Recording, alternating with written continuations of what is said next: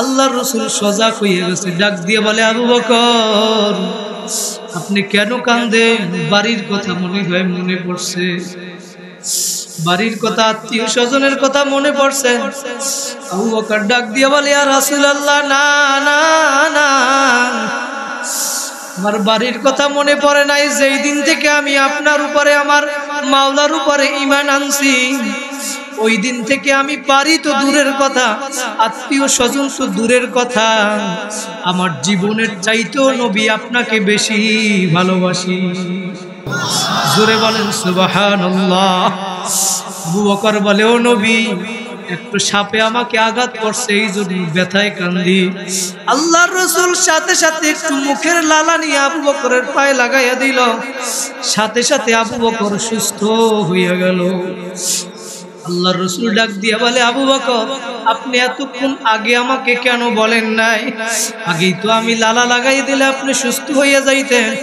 আবু বকর ডাক দিয়ে বলে, ইয়া রাসূলুল্লাহ, ইয়া হাবিবাল্লাহ, আপনি আমার রানের ভিতরে ঘুমান, দুজাহানের বাদশাহ, আমার সাপে দংশন করার কষ্ট তো দূরের কথা, আমার কলিজাও যদি ফাটিয়া যায়, ও নবী আমি আপনাকে ঘুম থেকে জাগাবো না। সুবহানাল্লাহ। আল্লাহর রাসূল ওই কথা বলার 6 মাস পরে একদিন রাত্রবেলা আইসা আবু বকরের দরজায় নাড়া দিল, আবু বকর। সাথে সাথে দরজা খুইলা লাব্বাইকা সাদাইকা রাসূলুল্লাহ। আল্লাহর রাসূল ডাক দিয়ে বলে, আবু বকর আপনি কি ঘুমান না? আবু বকর ডাক দিয়ে বলে, ইয়া রাসূলুল্লাহ, ইয়া হাবিবাল্লাহ, আমি যদি ঘুমাইয়া থাকি আর আপনি নবী যদি আইসা আমারে ডাক দেন, আমি আবু বকর যদি আপনার ডাকে সাড়া না দিতে পারি, আপনি নবী যদি কষ্ট পান, আপনার জীবনে তো অনেক কষ্ট আর কষ্ট, ওই মক্কায় আপনি থাকতে পারেন নাই, ওই তায়েফের ময়দানে দাওয়াত দেওয়ার জন্য যখন গেলেন, তায়েফের মানুষগুলো আপনারে কষ্ট দিল, ও নবী আপনার মা নাই, বাবা নাই, আজকে আপনি আবু বকর আমাকে আইসা ডাক দিবেন আমি ঘুমাবো, তা হইতে পারে না।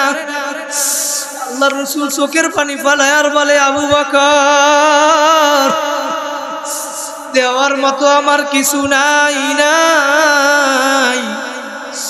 আমার মাওলার কাছে আমি দোয়া করি, মালিক আমি আবু বকরের উপরে রাজি হইয়া গেলাম, তুমিও আমার আবু বকরের উপরে রাজি হইয়া যাইও। আল্লাহু আকবার, আল্লাহু আকবার। বাইরে সেই আবু বকর রাদিয়াল্লাহু তাআলা আল্লাহর রাসূলকে নিয়ে মক্কা থেকে মদিনায় রওনা করলো। আল্লাহু আকবার। আল্লাহর রাসূল ডাক দিয়ে বলে, আবু বকর, ওই রওনা করলো পথের ভিতরে, যখন যাইতে যাইতে গুহার ভিতরে আশ্রয় নিল, ওদিকে কাফেরেরা খুঁজতে আছে 100 উটের বিনিময়ে আল্লাহর রাসূলকে কতল করবে, বলে নাউজুবিল্লাহ। ওই গুহার ভিতরে যখন ঢুকবে, আবু বকর রাদিয়াল্লাহু তাআলা আনহু ডাক দিয়ে বলে, ইয়া রাসূলুল্লাহ, ইয়া হাবিবাল্লাহ, পাহাড়িয়া গুহা, আপনি একটু বাহিরে দাঁড়ান, আমি ভিতরে যাইয়া দেখি, আমি একটু পরিষ্কার কইরা আছি জঙ্গল, তারপরে আপনি যাবেন। জোরে বলেন সুবহানাল্লাহ। আবু বকর রাদিয়াল্লাহু তাআলা আনহু ভিতরে ঢুইকা সুন্দর করিয়া জায়গাটা পরিষ্কার করলো। কতগুলা গর্ত ছিল, গর্তগুলা আবু বকর রাদিয়াল্লাহু তাআলা আনহু তার গায়ের কাপড় চাদর ছিল, সিরিয়া সিরিয়া গর্তগুলো আটকাইলো। আল্লাহর রাসূলকে এখন ভিতরে নিল। আল্লাহর রাসূল ডাক দিয়ে বলে, আবু বকর অনেক হাঁটলাম, হাঁটতে হাঁটতে আমার কষ্ট হইছে, এখন আর দাঁড়াইয়া থাকতে পারি না, আবু বকর তুমি একটু বসো, তোমার রানের ভিতরে আমি একটু শুই। আল্লাহর রাসূল ওই গুহার ভিতরে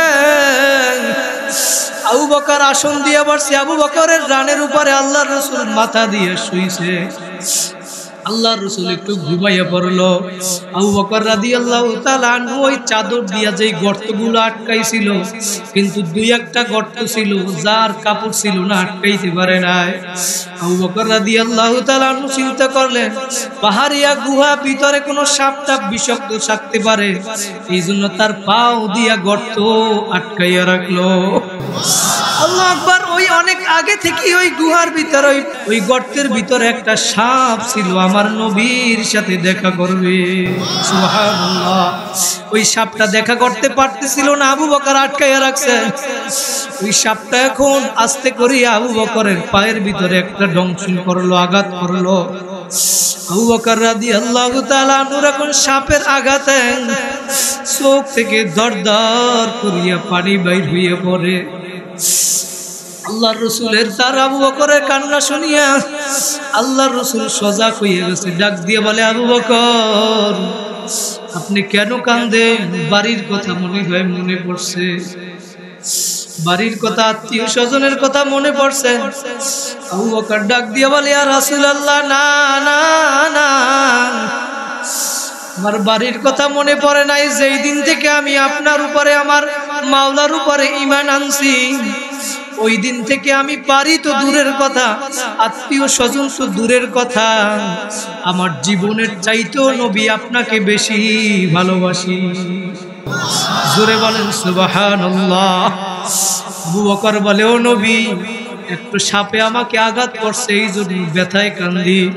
আল্লাহর রাসূল সাথে সাথে একটু মুখের লালা নিয়ে আবু বকরের পায়ে লাগাইয়া দিল, সাথে সাথে আবু বকর সুস্থ হইয়া গেল। আল্লাহর রাসূল ডাক দিয়ে বলে, আবু বকর আপনি এতক্ষণ আগে আমাকে কেন বলেন নাই? আগেই তো আমি লালা লাগাই দিলে আপনি সুস্থ হইয়া যাইতেন। আবু বকর ডাক দিয়ে বলে, ইয়া রাসূলুল্লাহ, ইয়া হাবিবাল্লাহ, আপনি আমার রানের ভিতরে ঘুমান, দুজাহানের বাদশাহ, আমার সাপে দংশন করার কষ্ট তো দূরের কথা, আমার কলিজাও যদি ফাটিয়া যায়, ও নবী আমি আপনাকে ঘুম থেকে জাগাবো না।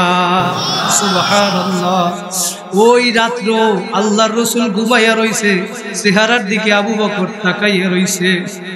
ওই রাত্র নেকি ওমর বলছে, ও আবু বকর, ওই রাত্র নেকি আমাকে দিলেই হবে, আর আমার সব নেকি আমি আবু বকর আপনাকে দিয়ে দেব। আবু বকর রাদিয়াল্লাহু তাআলা আল্লাহর রাসূলের কাছে এখন গেছে, ইয়া রাসূলুল্লাহ, ইয়া হাবিবাল্লাহ, আমি ওমরের সাথে আমার নেকিকে পরিবর্তন করতে চাইছিলাম। ওমর ফারুক রাদিয়াল্লাহু তাআলা ডাক দিয়ে বলেন, আবু বকর আপনার সব নেকি দেওয়া লাগবে না, এক রাত্র নেকি দিলেই হবে। ইয়া রাসূলুল্লাহ, আমি এখন কি করতে পারি? আল্লাহর রাসূল তখন ডাক দিয়ে বলে, আবু বকর আপনিও হইলেন আমার শ্বশুর, আর ওমরও হইল আমার শ্বশুর।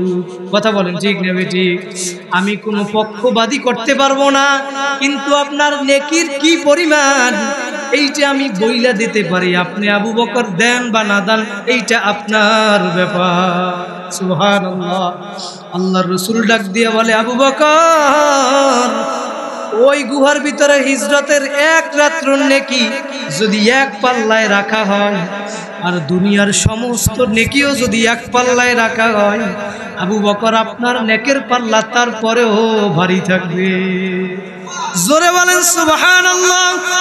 ভাইরে এখন কি আর নেকি দিবে? না না না, আর আমি যেইটা বুঝাই